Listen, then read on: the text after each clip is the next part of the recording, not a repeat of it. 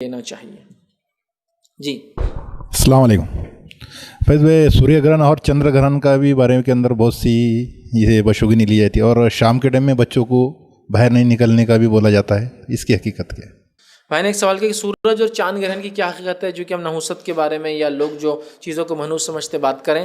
سورج اور چاند گرہن کی کوئی حقیقت نہیں ہے سوائے یہ اللہ کی نشانیوں میں سے ہے کہ اللہ کس طرح سے ایک چمکتے ہوئے سورج کو دن دہاڑے اندھیرا کر سکتا ہے، اسی طرح قیامت کے روز اس کو مکمل بجھا دیں گا. اور کس طرح سے ایک چمکتے ہوئے چاند کو اللہ تعالیٰ رات میں جو ہے اندھیرا بالکل ایک دم ڈارک کر دیتا ہے، جو سفید چمکتا ہے خوبصورت کر دیتا ہے، اسی طرح روز قیامت اللہ تعالیٰ اس چاند کو ڈھانک لیں گا اور یہ اپنی نور کو، اپنی جو روشنائی کو جو ہے، اپنے ریفلیکشن کو جو ہے چھوڑ دیں گا. یہ ایک نشانی ہے کہ اللہ کیسے ان علامتوں کو جو اتنی بڑی ہے دنیا میں بتاتا ہے. میں ختم بھی کر سکتا ہوں چھوٹی، جیسا کہ قیامت سے پہلے ہم سوتے رہیں گے، تو اس کا نمونہ یہ کہ اصحاب کہف کو دیکھ لیجیے کتنے 100 سال دنیا میں سوتے رہے پھر زندہ ہو گئے، تو ویسے ہی قیامت دن بھی اٹھ جائیں گے. تو یہ نمونہ ہے. سورج اور چاند گرہن یہ اللہ کی نشانیاں ہیں. اس کے تعلق سے ہمارا کوئی عقیدہ نہیں ہونا چاہیے، کوئی فعل اور کوئی بدفعلی نہیں. آئیے حدیث کے الفاظ اس طرح سے، نبی اکرم صلی اللہ علیہ وسلم کے بیٹی کا انتقال ہوا.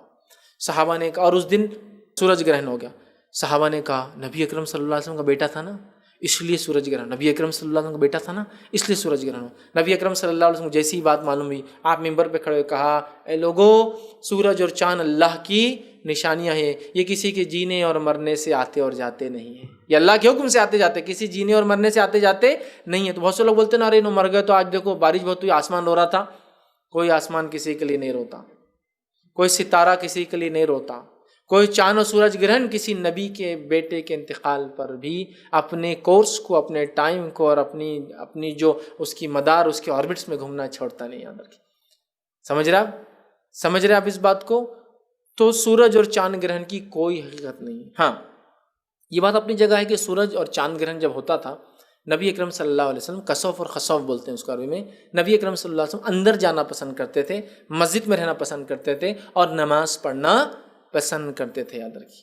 اور پورا گرہن ہونے تک آپ نماز پڑھتے تھے، پورا گرہن فنش ہونے تک آپ نماز پڑھتے تھے. صلاۃ الکسوف اور صلاۃ الخسوف، اس کی نماز کا طریقہ آپ کو دیکھنا ہے تو میرا پورا ایک لیکچر ہے صلاۃ الکسوف اور خسوف کی نماز کا طریقہ. تو آپ نماز پڑھتے تھے. ایک چیز تو پتہ چلی، آپ اندر ہو جاتے. تو کوئی اگر ایز اے پریکاشن گھر کے اندر ہونا چاہے، یا کوئی کہیں سائنٹیفکلی ایسی ریز، ایسی شعاعیں نکلتی ہے جن شعاؤں سے تکلیف ہو سکتی ہے، تو ایز اے پریکاشن ہم اندر چلے جائیں تو دس از ویل اینڈ گڈ، یہ کر سکتے ہیں آپ، کوئی مسئلہ نہیں.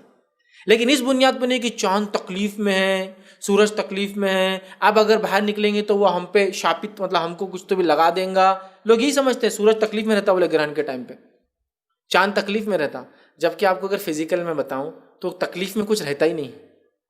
دنیا ہے ایک گولے کی شکل میں، سورج ہے چمک رہا ہے. جب چاند، سورج اور دنیا کے بیچ میں چاند آ جاتا ہے بیچ میں، سمجھ رہا، تو وہ سورج گرہن ہو جاتا ہے، سورج چھپ جاتا ہے. اور جب یہی چیز ہوتی ہے کہ چاند رات کا وقت ہے اور سورج بیچ میں آ جاتا ہے اس کے، سمجھ رہا، تو چاند گرہن، چاند چھپ جاتا ہے. سمجھ رہا، سورج کے اور چاند کے بیچ میں جب دنیا آ جاتی ہے تو وہ چاند گرہن ہو جاتا ہے.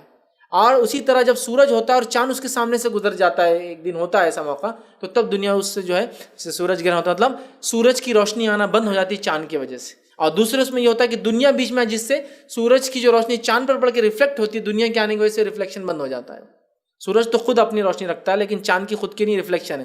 اور جب زمین بیچ میں آ جاتی ہے تو وہ ریفلیکشن بند ہو جاتا ہے. اسی سے پتہ چلا کہ چاند کی خود کی روشنی نہیں، دنیا آتی ہے وہ بجھ جاتا ہے.